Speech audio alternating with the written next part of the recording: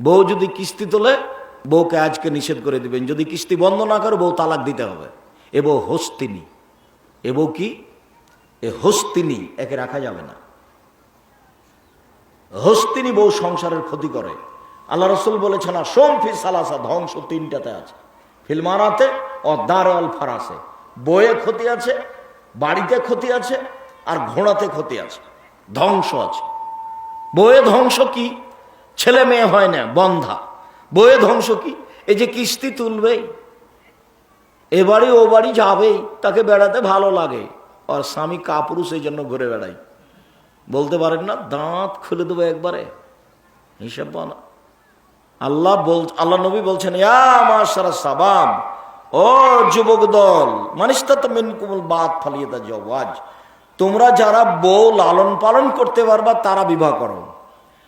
বউ লালন পালন 1 নম্বর, টাকা লাগবে। বউ লালন পালন করলে কি লাগে? টাকা। 2 শারীরিক ক্ষমতা, তার সাথে সংসার করার মতো ক্ষমতা থাকতে হবে শারীরিক। 3 কন্ট্রোল ক্ষমতা। 1 কোথায় গেছিলেন? আপনাকে বাঘের মতো ভয় করবে। যেমন আপনি স্বামী, আপনাকে 5 পয়সা দাম দেয় না,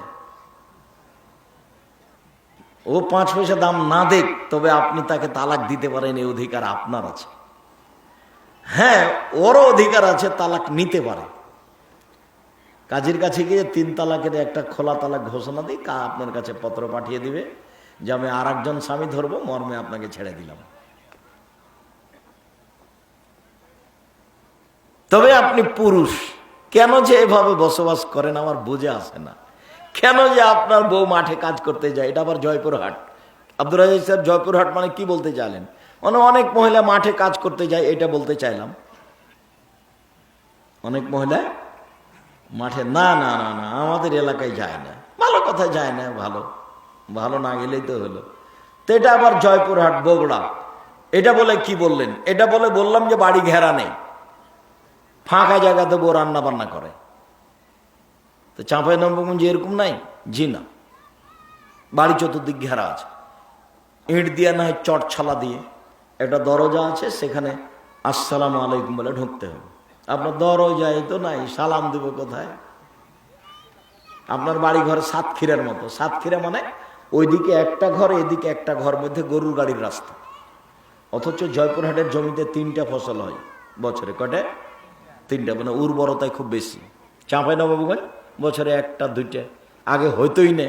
বছর পরে একদিন ধান করেছে, বন্যা এসে ডুবে গেছে, বছর শেষ। আল্লাহ মাফ কর, এভাবে দিন পার হয়ে গেছে। সম্মানিত দিনী ভাই বোন, আমরা বলছিলাম যে সুদের পাপের গতিবিধি খুব কঠিন। রাসূল সাল্লাল্লাহু আলাইহি সাল্লাম বলছেন কুল্লুল্লাহ মিন নাবাতা মিনাস সাওতি কানাতিন নার আউলা বিহি, যেই শরীরটা সুদে বাড়ে সেই শরীরটার জন্য জাহান্নাম যথেষ্ট। লায়াত খুলাল জান্নাত আল্লাহমুন নাবাতা মিনাস সাওতি, ওই শরীর জান্নাতে যাবে না যেই শরীর হারাম উপায়ে বাড়ে। সুদ হারাম, সুদ হারাম, সুদ জেনার চেয়ে বেশি হারাম। 24 ঘন্টার মধ্যে সুদের যত লেনদেন আছে সব বন্ধ করতে হবে। ব্যাংক থেকে লোন নিয়ে বাড়ি করতে হবে না, ব্যাংক থেকে লোন নিয়ে ব্যবসা করতে হবে না, যার লোন আছে তার জানাজা হবে না। আল্লাহ রসুল বলতেন একটা দোয়াতে, দোয়ার শেষে, দোয়াটা প্রথম থেকে পড়ি, আল্লাহুম্মা ইন্নী আউযু বিকা মিন আযাবি জাহান্নাম, আল্লাহ তোমার কাছে জাহান্নাম থেকে বাঁচতে চাচ্ছি। ওয়া আউযু বিকা মিন আযাবিল কবরে, তোমার কাছে কবরের শাস্তি থেকে বাঁচতে চাচ্ছি। ওয়া আউযু বিকা মিন ফিতনাতিল মাসিহিদ দাজ্জাল, তোমার কাছে দাজ্জালের বিপদ থেকে বাঁচতে চাচ্ছি। ওয়া আউযু বিকা মিন ফিতনাতিল মাহি ওয়াল মামাত, ইহকালের বিপদ, পরকালের বিপদ, ইহকালের বিপদ, পরকালের বিপদ থেকে বাঁচতে চাচ্ছি। ওয়া আউযু বিকা মিনাল মাসাম ওয়াল মাগরাম, বাঁচতে চাচ্ছি বড় পাপ হতে, বাঁচতে চাচ্ছি ঋণ কর্য হতে, বাঁচতে চাচ্ছি বড় পাপ হতে, বাঁচতে চাচ্ছি ঋণ কর্য হতে। জীবনে যেন আমার ঋণ না হয়। মানে ঋণ থাকলে জানা যায় হবে না। তো আপনি করলেন জীবনে কি? ঋণ নিয়ে যে বাড়ি করলেন, কোণে ঘর অনেক ভালো, কোণে ঘর অনেক ভালো, আর এত কিছু করে কি করবেন? সম্পদ 4 ভাগে বিভক্ত।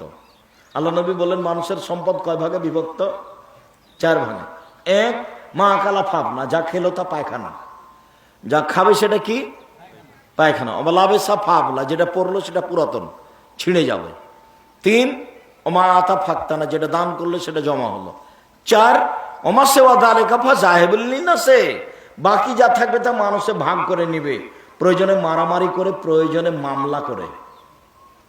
মরার পরের দিন ভাই ভাই মারামারি লাগিয়ে দিয়েছে, বলছে যে ভিটা বাড়ি আমি নিব, তো বলছে তোকে ভিটা বাড়ি দিব কেন, আমি নিব, মারামারি লেগে গেছে, দে মামলা। জমি ওরা ভাগ করে নিবে মারামারি করে। আমাদের গ্রামে বাপ মরার পরে 2 ভাই ঝগড়া লাগিয়ে দিয়ে সবকিছু ভাগ করে দিকে ঢেঁকিটা কেটে ভাগ করে নিয়েছিল, ঢেঁকিটা কেটে ভাগ করে নিয়েছিল আমাদের গ্রামে। তা আমার মা খালি বলতো যে কত সব ছেলেপেলেরা খালি বড় হয়ে বাড়ি ঘর নিয়ে খালি মারামারি করে, তা আমার ছেলেরা যে কি করবে। তো ছেলেরা, আমার মা একদিন বলছিল ছেলেগুলো রাইমা একদিন ভাগ করে ভিন্ন ভিন্ন করে দেব। তো ওই সুযোগই আমার মা দেখলো না, আমরা তো কোনোদিনই এক জায়গাতেই হয়নি, তো ভাগ কিভাবে বাড়ি ঘরে ঝামেলা কে। যেদিন আমার বাপ মরেছে মাটি দিয়ে এসে জমি ভাগ করে দিয়েছি, যদিও আমি জমি দেখেছি, আমার ছোট ভাই জমি দেখেইনি। যেটুকু আমার আব্বার জমি আছে ওরা সব গ্রামের আমার বোনেরা স্বামীরা ওরাই চাষাবাদ করে, আমরা জমি জায়গাতে কোনোদিন যাই না, আজও যায় না। তবে আমি জমি জায়গা চিনি, কোথায় কোথায় আছে। আমার ছোট ভাই মোস্তফা কালো জমি জায়গা চিনে না, চলে না। জমি জায়গার ফলাফল 4টে, অর্থ সম্পদ 4 ভাগে ভাগ, মনে থাকবে না মনে হয়। 1, যেটা খাবেন সেটা কি নষ্ট হবে, পায়খানা। যেটা পরবেন সেটা কি, সেটা পুরাতন, নষ্ট হয়ে পুরাতন ছিঁড়ে যাবে। 3, যেটা দান করবেন সেটা জমা। 4, যেটা ছেড়ে যাবেন সেটা ভাগ হয়ে যাবে স্বাভাবিকভাবে, নয় মারামারি ভাবে, নয় মামলায়। বুঝা গেল না? এই হলো 4টে মানুষের সম্পদ 4 ভাগে ভাগ, এই কথা মোহাম্মদ সাল্লাল্লাহু আলাইহি ওয়াসাল্লাম বলেন। এবার চলেন যাই, সুদের একটা কথা বলবো, সেজন্য লম্বা হাদিস শোনাই। এক খেলে এবার চেয়ে থাকতে হবে, এবার নড়াচড়া করতে পারবেন না, স্বাভাবিকভাবে আরবি না পড়ে অনুবাদ করি, নইলে লম্বা হয়ে যাবে, ধরতে পারবেন না। এক খেয়ালে চেয়ে থাকবেন, নড়াচড়া করবেন না, নইলে আপনি বুঝে উঠতে পারবেন না যে কি হলো। লম্বা হাদিস তো। সামরা ইবনে জুনদুব বলছেন, আল্লাহর নবী ফজরের সালাত আদায় করে আমাদের মুখামুখি বসতেন, জিজ্ঞাসা করতেন তোমরা রাতে স্বপ্নে কিছু দেখেছ? তা আমরা দেখলে বলতাম, তখন আল্লাহ রাসূল বলতেন হ্যাঁ তোমার স্বপ্নের তাবির এই, তোমার স্বপ্নের তাবির এই, তোমার স্বপ্নের তাবির এই, এভাবে বলে দিতেন। তো একদিন সকালে বলছেন তোমরা কি স্বপ্নে কিছু দেখেছ? আমরা বললাম জি না, আমরা স্বপ্নে রাতে কিছু দেখিনি। তখন আল্লাহ রাসূল বললেন শোনো, আমি স্বপ্নে দেখেছি যে 2 জন ফেরেশতা আমার কাছে আসলেন। এই ছেলে বসো, কাজ দেখাচ্ছ আমাকে? তো আল্লাহ নবী নিজে বলছেন যে আমি স্বপ্নে দেখলাম যে 2 জন মানুষ আমার কাছে আসলো, এসে আমার 2 হাত ধরলো, ধরে নিয়ে চলে যাচ্ছে। তো দেখি এক জায়গাতে একটা লোক বসে আছে আর একটা দাঁড়িয়ে আছে। যে লোকটা দাঁড়িয়ে আছে তার হাতে একটা বাঁকা লোহার লাঠি রয়েছে, মুখের ডান দিক দিয়ে ঢোকিয়ে চিরে পিছন দিকে নিয়ে যাচ্ছে, আবার খুলে বাম দিকে লাগাচ্ছে, চিরে পিছন দিকে নিয়ে যাচ্ছে। তো আমি অবাক হয়ে গেলাম, তা আমি বললাম এটা কে? তখন তারা 2 জন বললেন চলতে থাকেন। তা আমি কিছু না বলে চলতে থাকলাম। একটু আগে এসে দেখি একটা লোক চিত হয়ে শুয়ে আছে, আর পাশে একটা লোক তার হাতে পাথর আছে, মেরে তার মাথাকে ভেঙে চৌচির করে দিচ্ছে। তো পাথরটা মারতেই মাথাটা ভেঙে যাচ্ছে, পাথরটা দূরে চলে যাচ্ছে, আবার নিয়ে এসে মারছে। তা আমি বললাম এ কি? তারা 2 জন বললেন চলতে থাকেন। আমারই আর কিছু না বলে চলতে থাকলাম। হঠাৎ দেখি একটা গর্ত, চুলহার মতো, ওপরের দিক সংকীর্ণ, নিচের প্রশস্ত, তাতে আগুন জ্বলছে, ধাঁধা ধাঁধা ধাঁধা করে উপরে উঠে যাচ্ছে, আবার নিচে নামছে। দেখি তাতে উলঙ্গ অবস্থায় পুরুষ আর নারী জ্বলছে, এভাবে জমা ধরে আছে পুরুষ নারী। তা আমি তো অবাক হয়ে গেলাম, ইন্না লিল্লাহি ওয়া ইন্না ইলাইহি রাজিউন। এ কি কথা? পুরুষ নারী একসাথে জ্বলছে, আগুনে জমা হয়ে আছে, পরনে কাপড় নাই, উলঙ্গ অবস্থায় আছে। তা আমি বললাম এ কি? তারা 2 জন বললেন চলতে থাকেন, এখন কথা হবে না। চলতে চলতে চলে আসলাম একটা নদীতে। দেখি নদীতে রক্ত, পানি নেই। একটা লোক নদীর পাশে দাঁড়িয়ে আছে, ওর হাতে একটা পাথর আছে। একটা লোক রক্তের নদীর মাঝামাঝিতে আছে, পাশ থেকে মুখের উপরে মেরে তার মুখটা ভেঙে দিচ্ছে এবং রক্তের নদীর মাঝামাঝিতে করে দিচ্ছে। তা বললাম এ কি? তো তারা দুজন বললেন চলতে থাকেন। চলতে থাকলাম, আস্তে আস্তে একটা বড় বাগানে চলে আসলাম, সবুজ বাগান। দেখি একটা বড় গাছ, অনেক বড় গাছ, গাছের পাশে একটা বৃদ্ধ মানুষ বসে আছে। দেখি তার সামনে কতগুলো ছোট ছোট বাচ্চা। পাশে দেখি একটা লোক দূরে দাঁড়িয়ে আছে, তার হাতে একটা লোহার লাঠি আছে, এইভাবে আগুনকে উত্তেজিত করছে, লোহার লাঠি দিয়ে আগুনকে উত্তেজিত করছে। তো তারা দুজন আমাকে একটা ওই গাছের উপরে নিয়ে চলে গেল, একটা ঘরে ঢুকালো, গাছের উপরে ঘর। আমার জীবনে এত সুন্দর ঘর আমি কোনোদিন দেখিনি। দেখি ঘরের ভিতরে যুবক আছে, মহিলা আছে, পুরুষ আছে, বৃদ্ধ মানুষ আছে। তারা দুজন আমাকে বের করে নিল, ওপরে আর একটা ঘরে ঢুকালো। আল্লাহুস সামাদ, পরের ঘরটা আরো সুন্দর। দেখি সেখানে যুবক আছে আর বৃদ্ধ মানুষ আছে। তা আমি বললাম, এই শোনো, এতক্ষণ যাবৎ কি দেখলাম একটু বলে দাও, কি দেখলাম? তারা দুজন বললেন, হ্যাঁ সব বলে দেবো। শোনেন, ওই যে প্রথমে দেখলেন যার মুখকে লোহার লাঠি দিয়ে চিরে ফেলা হচ্ছে, ও মিথ্যা কথা বলতো, ইফল বিহিল ইয়াউমিল কিয়ামা, ওর সাথে এইভাবেই শাস্তি হবে মরা বিচার পর্যন্ত, জাহান্নাম জান্নাত হওয়া পর্যন্ত। জীবনে কোনোদিন মিথ্যা কথা বলবেন না, শুলি হোক ফাঁসি হোক, যা হবে হবে, মিথ্যা বলবেন না। আল্লাহ নবী বলছেন, কেউ যদি মজাক করে না হলেও মিথ্যা না বলে, আমি মোহাম্মদ তাকে জান্নাতে একটা ঘর নিয়ে দিব। মজাক করে মিথ্যা বললো না। এই আমার কলমটা করে, আহমদ আমার কলমটা কই? না আমি কলম দেখিনি তো। আরে কলমটা যে কে নিল? 5 মিনিট পরে বলছে, আমি আসলে তোকে একটু করছিলাম, খেপাচ্ছিলাম, দেখি তুই কি করিস, আমি নিয়েছিলাম। এটার নাম হলো মিথ্যে করে ওকে একটু কষ্ট দিবে, সেই জন্য। তা আল্লাহ নবী বলছেন, কেউ যদি মিথ্যা করেও মজাক করেও মিথ্যা না বলে, আল্লাহ নবী তার জন্য একটা জান্নাতে ঘর নিয়ে দিবেন। এ কথা আমি বলিনি, এ কথা মুহাম্মদ সাল্লাল্লাহু আলাইহি ওয়াসাল্লাম বলেছে। 2, ওই যে দেখলেন একটা লোক চিত হয়ে আছে, পাথর দিয়ে তার মাথা ভেঙে দিচ্ছে, ও হচ্ছে মাওলানা মানুষ। ওকে মাওলানা মানুষ, মাওলানাদের সম্মান করতে হবে, এ কথাই ঠিক। কিন্তু মাওলানা সাহেব যে বিপদে, এ কথাও ঠিক। জাহান্নাম উদ্বোধন হবে কাকে দিয়ে তা কি জানেন? মাওলানা দিয়ে। মাওলানা সাহেবকে সম্মান করতে হবে, এ কথাই ঠিক। তবে মাওলানা সাহেব বিপদে, এই কথাও ঠিক। আল্লাহ নবী বলছেন, জিবরাইল আমাকে একবার উপরে নিয়ে গেল আকাশে, দেখি অনেক মানুষ, ওদের ঠোঁট এবং জিভাকে আগুনের কেঁচি দিয়ে কেটে দেওয়া হচ্ছে। তা আমি জিবরাইলকে বললাম, জিবরাইল ইন্না লিল্লাহ, এ কি কথা, এরা কারা যাদের জিভার ঠোঁট কেটে দেওয়া হচ্ছে? তো জিবরাইল বললেন, হাওলাই খতবাউল উম্মতে, এরা আপনার উম্মতের বক্তা, যারা বক্তৃতা করে বেড়াতো। বক্তৃতা আল্লাহ নবী করতে বলছেন, এরকম হয়ে গেল যে এখনো বক্তব্য দিচ্ছে, বলছে যে ফাজাইলে আমলে আছে, 1 ওয়াক্ত নামাজ কাজা করলে 80 হোক বা জাহান্নামে থাকতে হবে, হাদিসে আছে। যদি না থাকে তখন কি হবে? তখন বিপদ নয়? খুব বিপদ, খুব কঠিন ব্যাপার। আমরা একটা বই পড়েছিলাম, তো ওই বইয়ের একটা হেডলাইন আছে যে অবিবাহিত ছেলে মেয়ের পড়া নিষেধ। তো যে দেখে সেই পড়ে, খালি যে দেখে সেই পড়ে, যে দেখে সেই পড়ে। কি রে, অবিবাহিত ছেলে মেয়েকে পড়তে নিষেধ করেছে কেন? তো সেখানে লেখা আছে যে ভরা পেটে স্ত্রী মিলন হলে ছেলে টেরা হয়, শিক্ষা সফরের পূর্বে স্ত্রী মিলন হলে ছেলে কানা হয়, চন্দ্র সূর্য গ্রহণে স্ত্রী মিলন হলে ছেলে ল্যাংড়া হয়। একবারে নগদ মিথ্যা কথা, একবারে নগদ ডাহা মিথ্যা, যাকে বাংলাতে কি বলবে? ডাহা মিথ্যা। আমি কিয়ামত পর্যন্ত সময় দিয়েছি এর প্রমাণের জন্য, হবে না। তো যার মাথা ভেঙে দেওয়া হচ্ছিল উনি কে? মাওলানা মানুষ। এইবার চলেন, উলঙ্গ অবস্থায় নারী পুরুষ জমা ধরে আছে, দাদা দাদা করে উপরে যাচ্ছে, নিচে চলে আসছে, এরা হচ্ছে ব্যভিচার। ব্যভিচার খুব খারাপ অবস্থা। লা হাওলা ওয়ালা কুওয়াতা ইল্লা বিল্লাহ, নাউযুবিল্লাহি মিন যালিক। পুরুষ নারী আগুনে জ্বলছে, কিন্তু কিভাবে জমা ধরে আছে? একসাথে জমা ধরে আছে, পরনে কাপড় নেই, আগুনে জ্বলছে, উপরে যাচ্ছে, নিচে আসছে। তারপরে যে আপনি রক্তের নদীতে একটা লোককে দিলেন, এ হলো সুদখোর। এই বাক্যটা সুদের আলোচনার সাথে সম্পৃক্ত। বুঝা গেল না?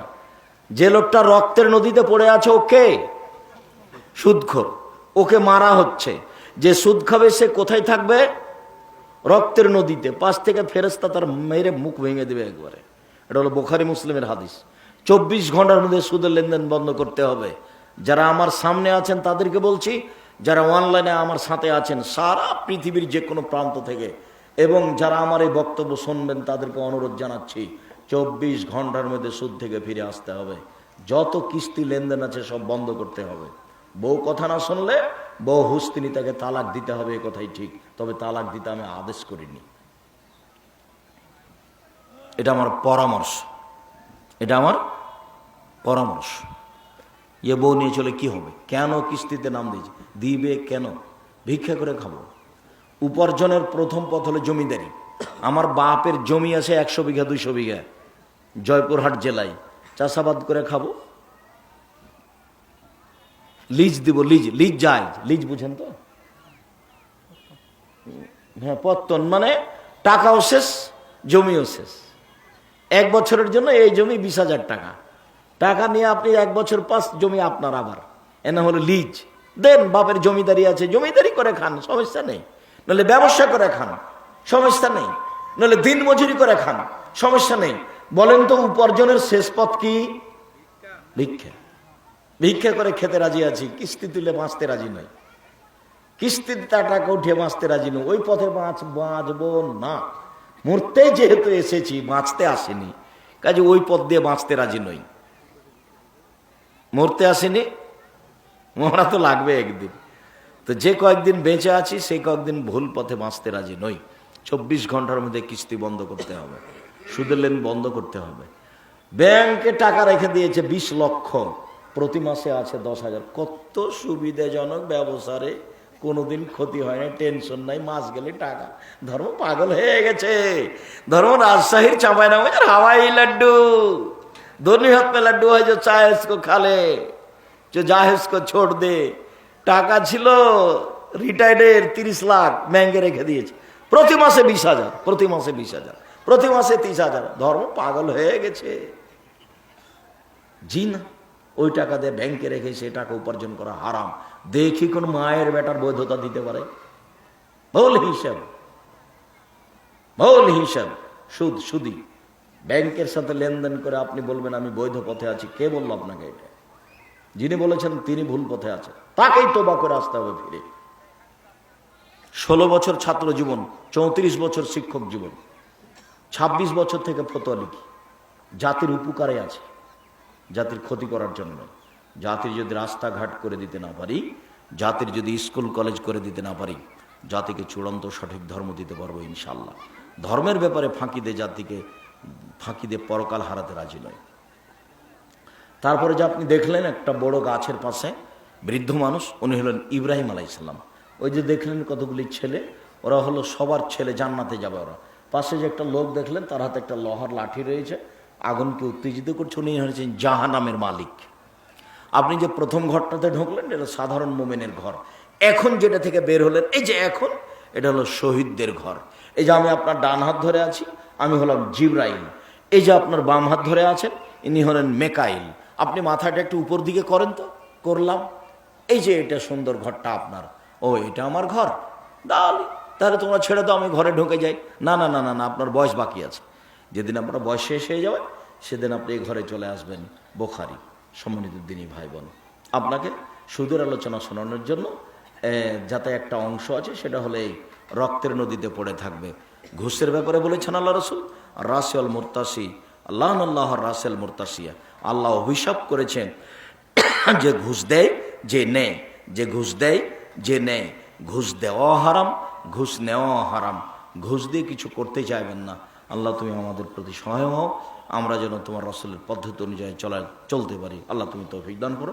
আমার সকল দিনই ভাই বোনকে আজকের আলোচনা গুরুত্ব সহকারে মেনে চলার জন্য অনুরোধ জানিয়ে, যেসব বই পুস্তকগুলি আছে সবটাই মূল্যায়ন করতে হবে, আপনাকেই নিতে